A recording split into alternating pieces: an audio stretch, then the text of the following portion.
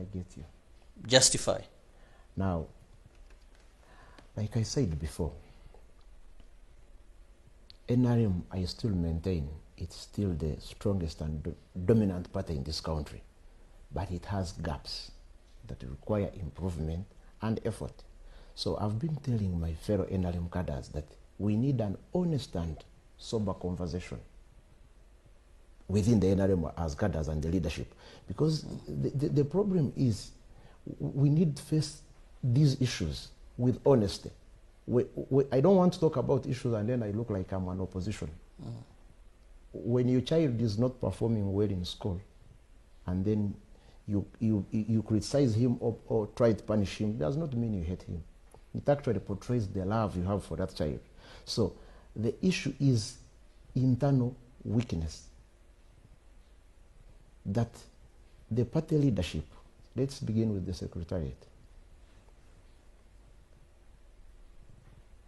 Those who have been following the news, in 2023, I wrote a petition to the Secretary General and the Chairperson of the Electoral Commission, asking them kindly to restore internal democracy. We last had internal elections in the NRM in 2016. So the Constitution says that the Chairperson of the Electoral Commission of the NRM shall organize and hold elections after 5 years. So those we elected in 2016, their term ended in 2020 July. But elections never took place. Yes, there was a justification, like you said, I justify that COVID-19 was the issue. But in my petition, I disagreed with the party leadership. Not as an act of defiance, but I was showing them my commitment to the values and founding principles of the NRM.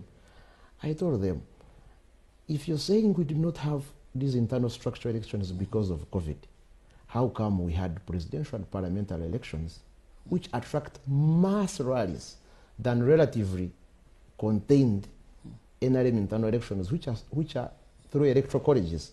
So somehow we find, like you're saying, people are losing morale because they feel like there is a kind of a disconnect. I don't know if you understand where I'm coming from.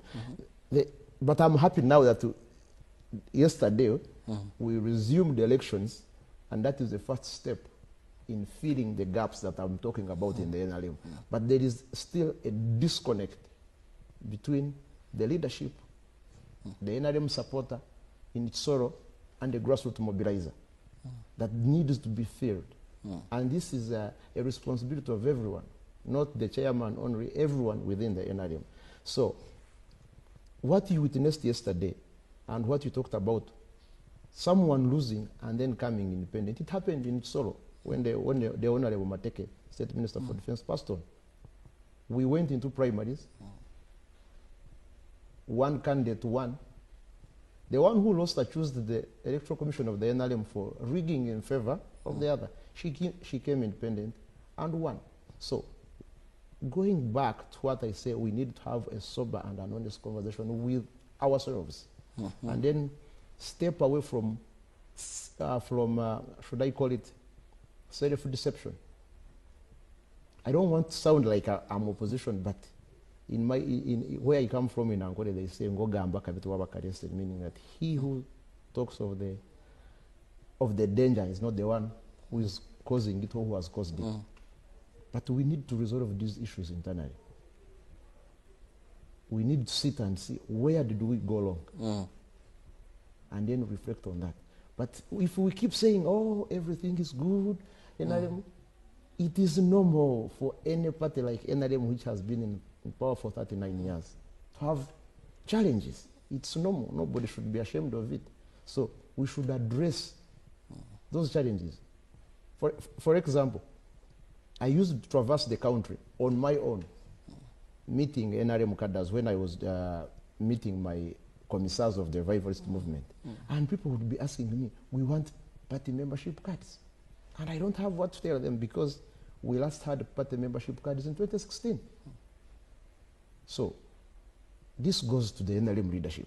We have a directorate of mobilization, cadre identification, recruitment, and placement. So what have they been mobilizing in the last 10 years if we do not have party membership cards?